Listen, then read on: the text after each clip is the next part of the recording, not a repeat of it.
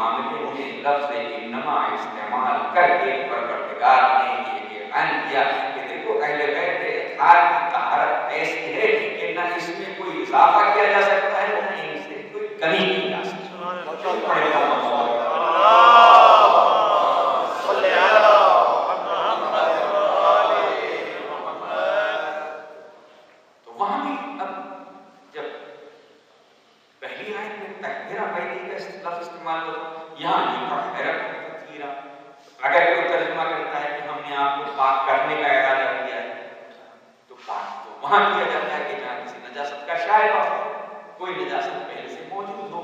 لیکن جن ہستیوں کے بارے میں اللہ یہ آیت اتار رہا ہے ان کی پاکیزگی کا اس علم ہے.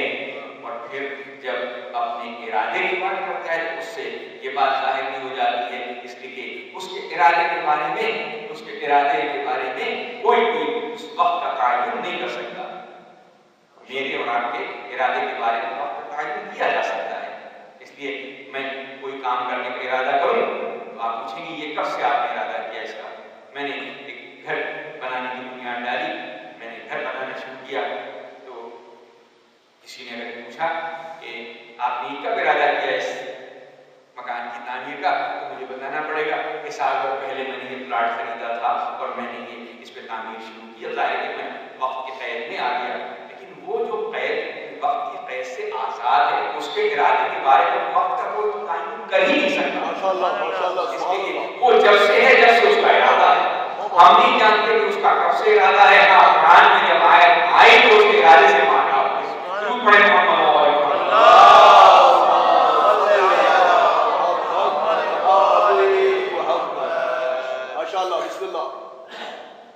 اس نے اپنے بیت کی طہارت کا تذکرہ کر کے کہا کہ ہم نے آپ کو پاک و پاکیزہ رکھنے کا ارادہ کیا.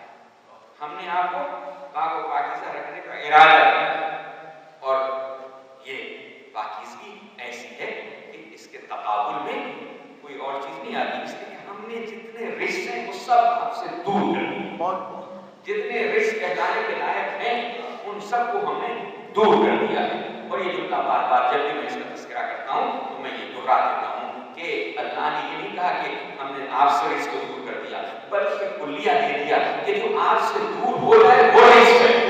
ماشاءاللہ ماشاءاللہ سبحان اللہ. دوری اختیار کرتے وہ رزق ہے اور جو آپ کے قریب ہو وہ طاہر ہے، وہ طاہر ہے، وہ طہارت یافتہ ہے. جو آپ سے قریب ہے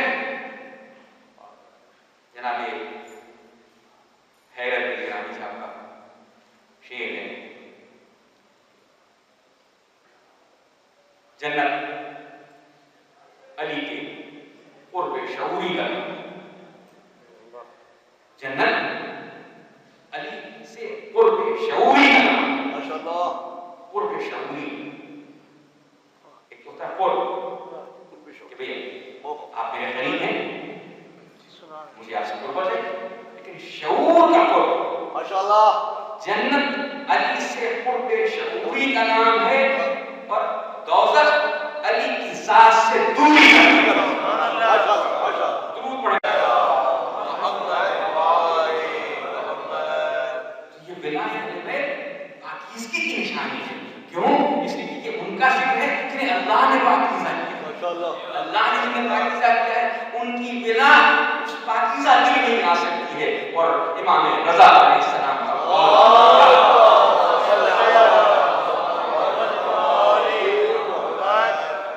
فرمایا سنو، جب تم اپنے قلوب میں ہماری محبت کی تراوت محسوس کیا کرو، ہماری محبت کی تراوت جب اپنے قلوب میں محسوس کرو تو اپنے والدین کے حق میں دعا کیا کرو کہ انہوں نے تمہیں پاکیزہ نسل عطا کیا. درود پڑھیں محمد و آل محمد.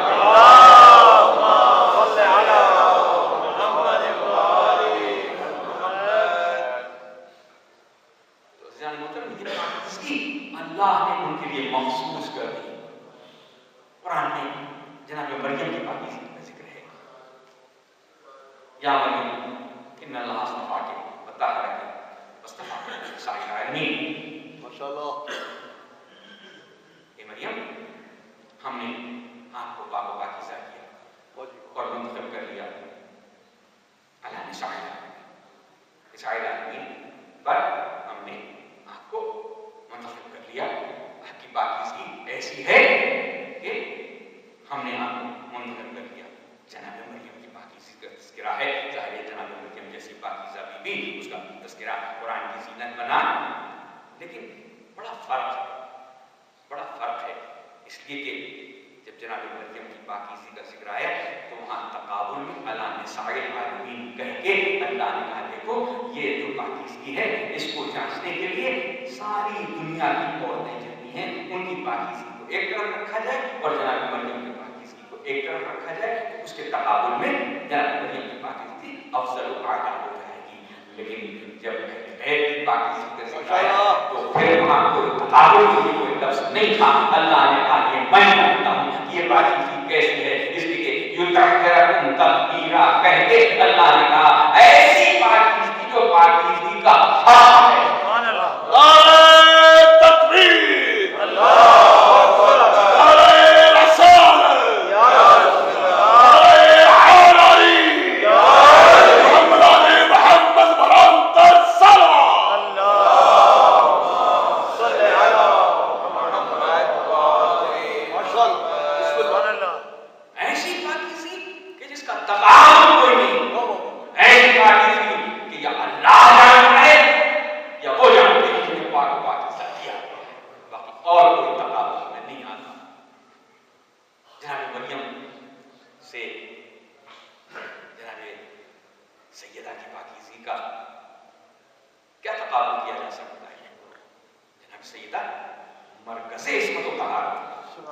مرکز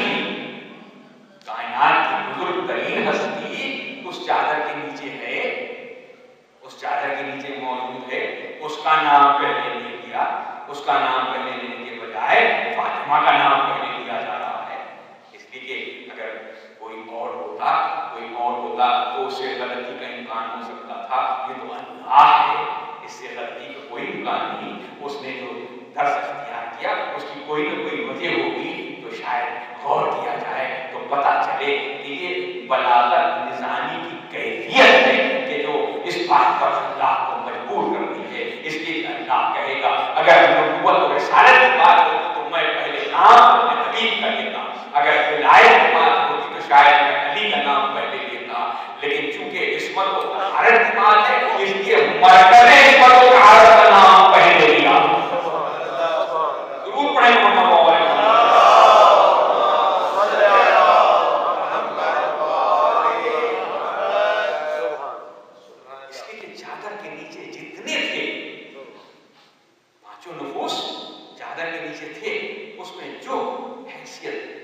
جو کیفیت عصمت و طہارت کے معاملے میں جناب سیدہ کو حاصل ہے وہ کسی اور کو حاصل نہیں ہے۔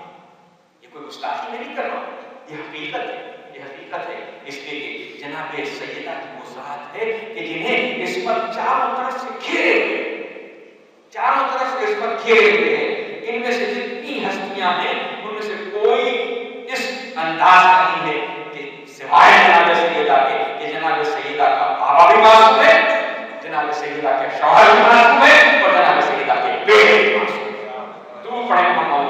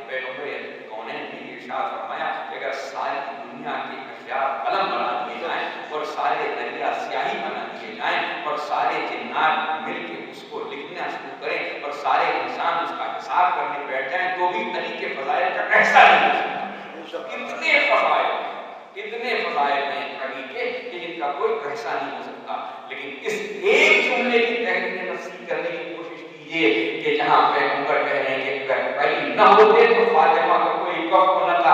گویا سارے علی کے فضائل ترازو کے ایک پلے میں اور یہ صرف پیغمبر کا ایک جملہ دوسرے پلے میں رکھا جائے تو بات برابر ہو جاتی ہے کہ سارے علی کے فضائل کو ایک طرف رکھو اور فاطمہ کی حیثیت کو جو پیغمبر بیان کر رہے ہیں کہ فاطمہ کا کوئی کف نہ ہوتا اگر پہلے نہ ہوتے تو ساری فضیلتیں جناب فاطمہ کی آبوں میں آ جاتی ہیں. درود پڑھیں محمد و آل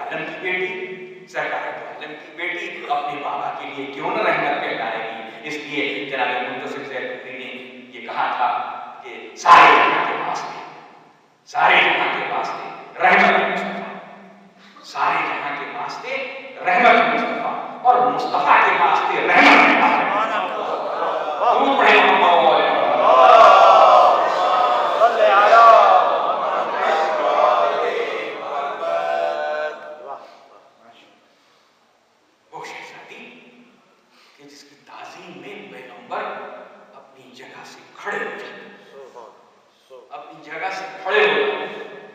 मुत्तफ़क़ अलैह हदीस है कि जब भी शहज़ादी अपने बाबा की बस में आती थी तो बाबा खड़े होकर ताज़ीम करते थे। और हमारे यहाँ की रिवायत में एक इजाफा भी पाया जाता है कि जब बीवी को आते हुए देखते थे तो अपनी जगह छोड़ देते थे और छोड़ के वालिहाना इस्तक़बाल के लिए आगे बढ़ते थे, और आगे बढ़ के अपनी बेटी की ताज़ीम करके उन्हें ले जाते थे और अपनी नशिश उतारते थे, अपनी जगह पर उन्हें बिठाते थे। और पैगंबर कौनैन शायद इस एहतराम में खड़े रहते हैं, पैगंबर कौनैन इस एहतराम में खड़े रहते हों कि ये एहतराम इतना अजीम है कि वो हस्ती एहतराम अता कर रही है कि जिसके एहतराम में सारी कायनात खड़ी रहती है, उसके एहतराम में सारी कायनात खड़ी हो जाती है। वो हस्ती ऐसी है, आपको याद होगा जब मेराज में तशरीफ ले जा रहे थे तो रिवायत ने ये बताया कि जब मेराज पे पैगंबर कौनैन गए तो वजू का पानी जहाँ बह रहा था वहाँ बहता रहा, जंजीरें तर हिलती रही, बिस्तर की गर्मी अपनी जगह पर बाकी रही, और पैगंबर कौनैन मलकूत का जायजा लेके मेराज पर पहुँच के वो सारी मनाज़िल तय करके कि जिसके बयान में ज़ख़ीम किताबें लिखी गई हैं वो सब के सब उसको एहतमाम करके वापस भी आ गए। तो कभी आपने गौर फरमाया कि ऐसा क्यों हुआ? इसलिए कि जब पैगंबर जा रहे थे, पैगंबर तशरीफ ले जा रहे थे तो एहतराम में वक्त रुक गया था, गर्दिश बैतुल हार रुक गई थी, वक्त रुक गया था, सूरज ने तुलू होना शुरू हो गया था, सूरज ने गुरूब होना शुरू हो गया था, वक्त का ठहराव भी बता रहा था कि सब एहतराम में पैगंबर में खड़े हैं। तो जहां सारी कायनात इस हस्ती के एहतराम में खड़ी होती है, वो अपनी बेटी के एहतराम में खड़ा हो जाता है, तो उसकी अजमत की क्या इंतहा होगी। दुरूद पढ़े मोहम्मद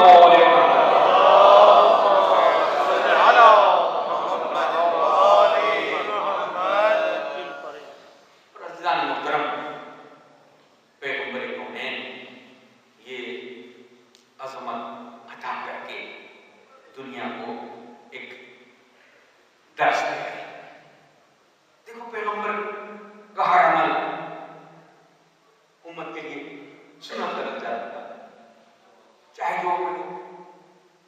जो अमल पैगंबर ने किया अगर सही मंसूब है या गलत मंसूब है, अगर किसी को पता चल जाए ये अमल पैगंबर ने किया था तो उसको इख्तियार करना उम्मत मुस्लिमा अपने लिए समझती है कि ये बाइस सवाब है, इसलिए कि ये सुन्नत पर अमल पैरा होना है। हमें तफसील में नहीं जाऊंगा कि कौन कौन सी सुन्नतें किस किस तरीके से कायम की गई हैं और सब पैगंबर से मंसूब की गई, लेकिन कम से कम ये तो कुल्लिया है कि जो भी बात मंसूब हो जाए पैगंबर से उसे उम्मत सुन्नत करार दे देती है। तो पैगंबर का हर अमल उम्मत के लिए सुन्नत करार पाता है, लेकिन बेटी के एहतराम में पैगंबर का खड़ा होना कहीं सुन्नत करार नहीं पाया। न उस जमाने में किसी ने उस सुन्नत पर अमल किया, न आज के जमाने में कोई अमल कर रहा है। क्यों? पैगंबर का हर अमल सुन्नत है, तो उम्मत मुस्लिमा को उस पर अमल पैरा होना चाहिए था कि इस सुन्नत पर अमल करते। लेकिन तारीख बतलाती है कि बहुत से ऐसे अफराद थे कि जिनकी बेटियां बड़ी मुहतरम थी, अज़वाज रसूल थी, उनके बाबा उस ज़माने में मौजूद थे। कभी किसी रिवायत में नहीं मिलता कि उनकी बेटी उनकी बस में आई हो तो ये कहते खड़े हो गए हो कि पैगंबर अपनी बेटी की ताज़ीम करते हैं, मैं अपनी बेटी की ताज़ीम करता हूँ। चले गए की बातें छोड़ दीजिए, हम अपने ममदूहों का तज़किरा करें कि कहीं हमारी किसी रिवायत में ये नहीं मिलता कि मौलाए कायनात ने जनाब ज़ैनब से, जनाब उम्मे कुलसूम से इतना मोहब्बत का और इतना हुब का इजहार किया है। लेकिन कहीं ये बात नहीं मिलती कि जनाब ज़ैनब अमीरुल मोमिनीन की बस में आई हो और अमीरुल मोमिनीन ने उनका एहतराम किया हो, और ये कहा हो कि पैगंबर ने जिस तरह जनाब फातिमा का एहतराम کیا تھا ثانیہ زہرا کا احترام میں اسی طریقے سے کرتا ہوں. تو یہ بات اس بات پر منتج ہوتی ہے کہ پیغمبر اپنی بیٹی کے احترام میں اگر کھڑے ہو رہے ہوتے تو امت پر یہ واجب ہو جاتا کہ اس سنت پر عمل کریں. پیغمبر تو اس بات پر عمل کر رہے ہوتے ہیں کہ جو ان سے اللہ کرواتا ہے، جو اللہ ان سے کرواتا ہے. اس لیے کہ وہ ماں جانتے کو میرا رسول تو خواہش نفس سے کلام نہیں کرتا، در حالے کہ اس پر وحی آتی ہے. تو جو عمل کرتا ہے وہ اللہ کی وحی کے مطابق کرتا ہے. اگر فاطمہ کی تعظیم کر رہا ہے تو بیٹی کی حیثیت سے تعظیم نہیں کر رہا ہے، بلکہ وہ فاطمہ کی حیثیت سے تعظیم کر رہا ہے. نہ دنیا کی کوئی بیٹی فاطمہ جیسی ہو سکتی ہے، نہ کوئی ایسی تعظیم کی جا سکتی ہے. درود پڑھیں محمد و آل محمد.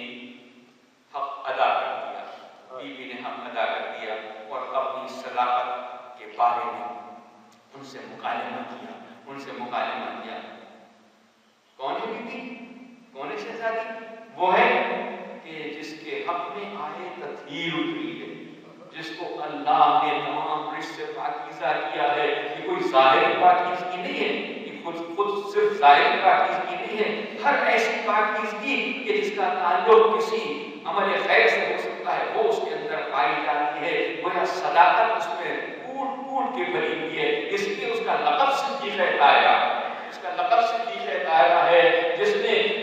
صداقت کو جھٹلایا، اس نے فاطمہ کو نہیں جھٹلایا، بلکہ اس نے قرآن کو جھٹلایا، اس نے قرآن کو جھٹلایا ہے۔ بی بی نے اپنی حجت تمام کر دی، بی بی نے اپنی حجت تمام کر دی اور روتی ہوئی واپس آئی۔ جب گھر میں پہنچی تو ایک عجیب کیفیت تھی، گریا شدید تھا، آنسو بہ رہے تھے، حال مغیر تھا۔ ایک چھوٹی سی بچی نے گلے میں پانی ڈال کے پوچھا، اماں کیوں رو رہی ہیں؟ اماں کیوں رو رہی ہیں؟ اب جناب زہرا اس بچی کو کیا بتائیں، اس بچی کو کیا بتائیں کہ وہ کیوں رو رہی ہیں؟ لوگوں کو خیال ہوا کہ شاید یہ بتائیں گی کہ میرا حق نہیں مانا گیا اس لیے رو رہی ہوں، یا یہ بتایا گیا کہ میری عظمت کو ٹھیس لگی ہے اس لیے رو رہی ہوں، یا یہ بتائیں گی کہ بابا کی وراثت سے میں محروم کر دی گئی ہوں اس لیے رو رہی ہوں۔ نہیں، جناب زہرا نے ایک مرتبہ گلے میں سر اٹھا کے زینب سے کہا، زینب میں دربار سے آ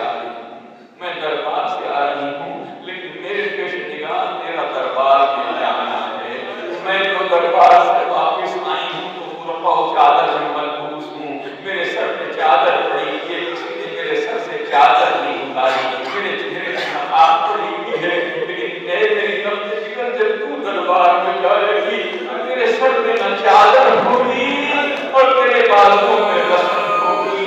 میری لال، میں اس وقت کو دیکھ کے رو رہی ہوں، اس وقت کو دیکھ کے رو رہی ہوں۔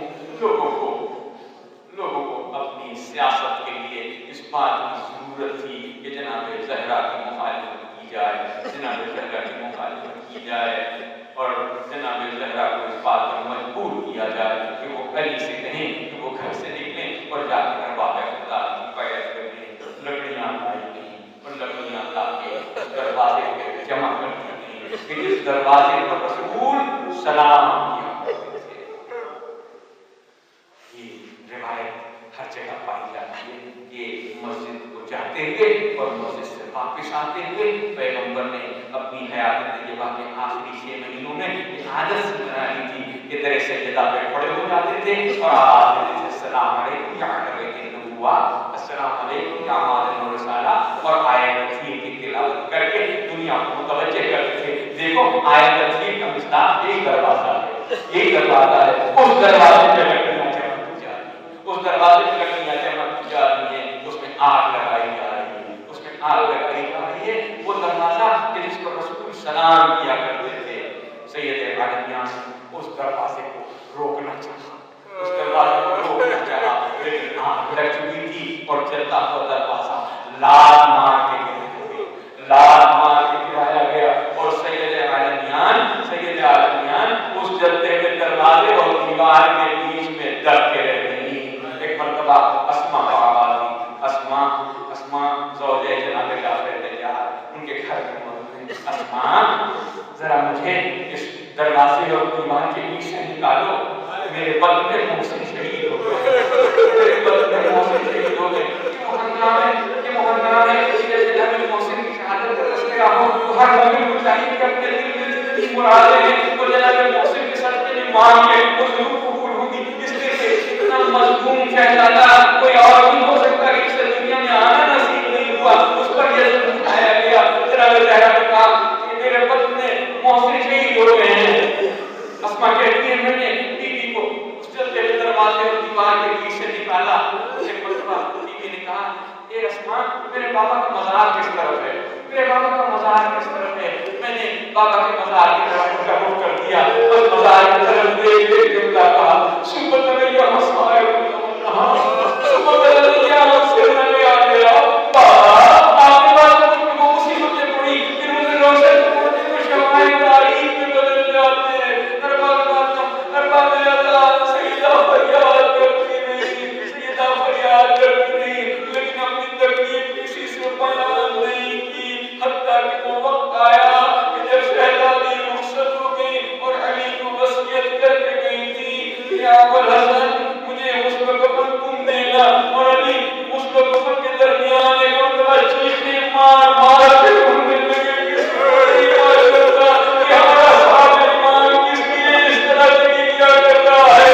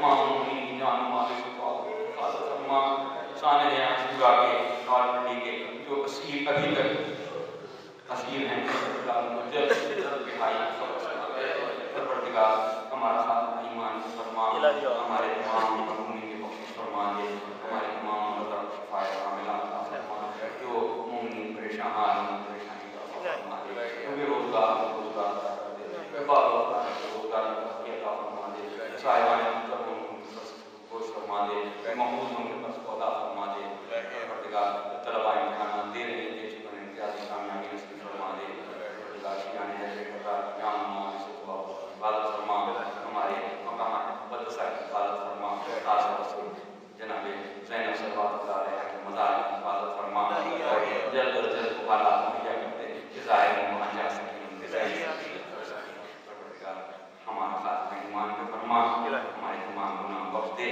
ہمیں گناہوں سے بچنے کی توفیق عنایت فرما ہمارے تمام زمانہ کو ہم سے راضی فرما تعجیل فرما